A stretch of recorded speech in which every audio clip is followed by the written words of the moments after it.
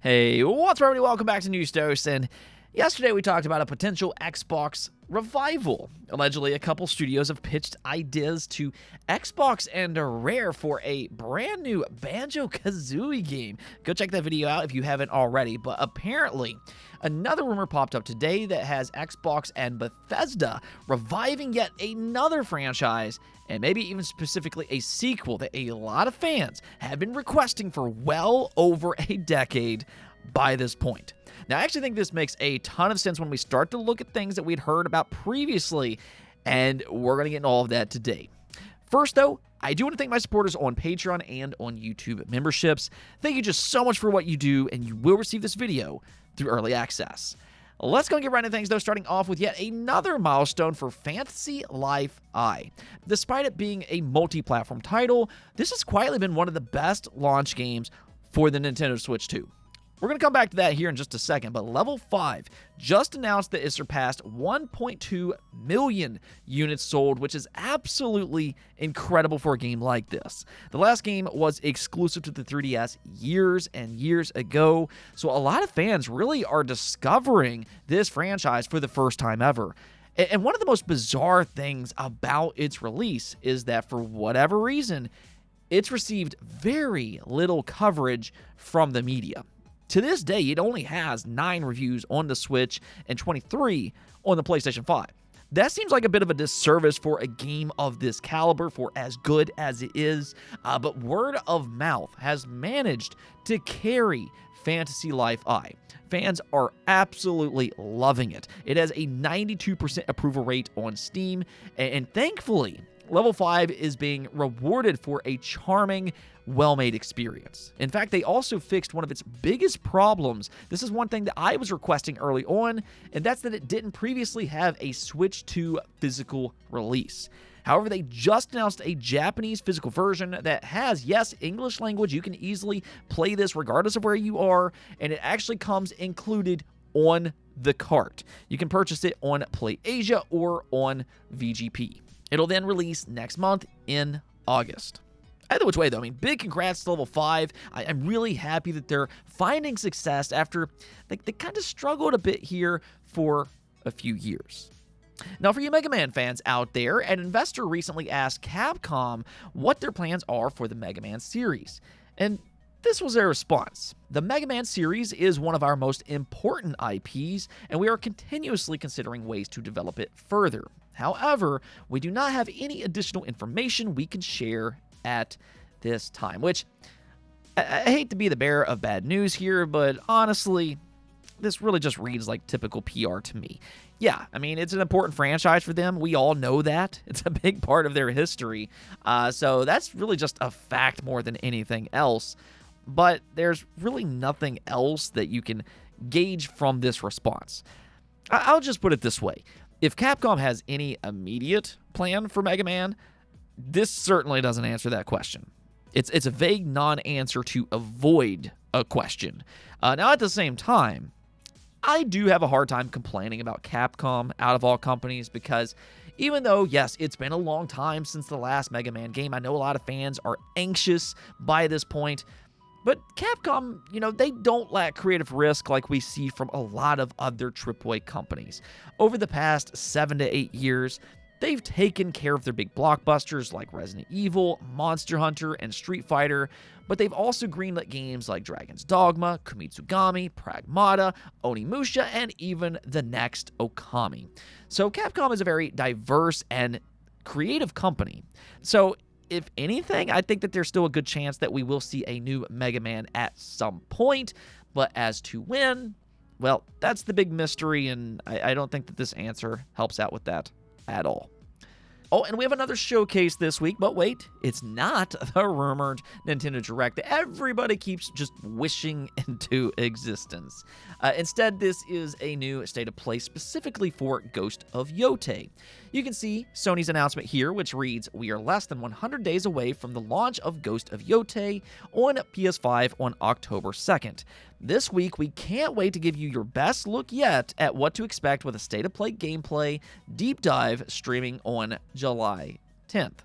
Now, this will be a 20-minute long event, so it should be jam-packed with new gameplay, and I mean, this very well could be one of the biggest launches of 2025 if they can execute on their ideas. I know a lot of people hold the first game in high regards, a true masterpiece for a lot of fans out there, but there has been a bit of a cloud, a dark cloud over the sequel. Not everybody is necessarily sold on the new protagonist quite just yet. Fans really wanted Jin to return. That was what everybody was kind of envisioning with an eventual sequel, but Sucker Punch went into a completely different direction, and I think this will be their first real opportunity to sell fans on that change. Can they make the new protagonist likable? I think that's really the number one question going into this, and I mean, we're going to see here soon enough. If you are a fan of Ghost of Tsushima, though, give me your thoughts about the new protagonist in the comments below. Are you optimistic, or are you still on the fence? Okay, so let's go and talk about another big revival, or in this case, we're actually going to talk about multiple games because according to Jordan Midler from over on the Video Game Chronicle, so we're talking about a respected outlet here, well, he claimed that Xbox and Bethesda have multiple Fallout games in development. Yep, he said there are multiple Fallout projects in development, including, as far as I'm aware, that one you're all wanting, but it's not far enough along to say anything that's like, you're going to be playing this game anytime soon.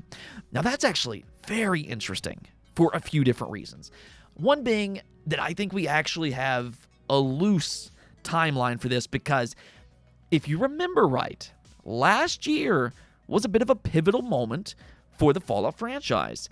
Amazon released an extremely successful show, and that was kind of an alarm bell for Xbox. I mean, they had to be kind of kicking themselves over that because here they had this super successful show, but they didn't really have anything completely new to pair along with it.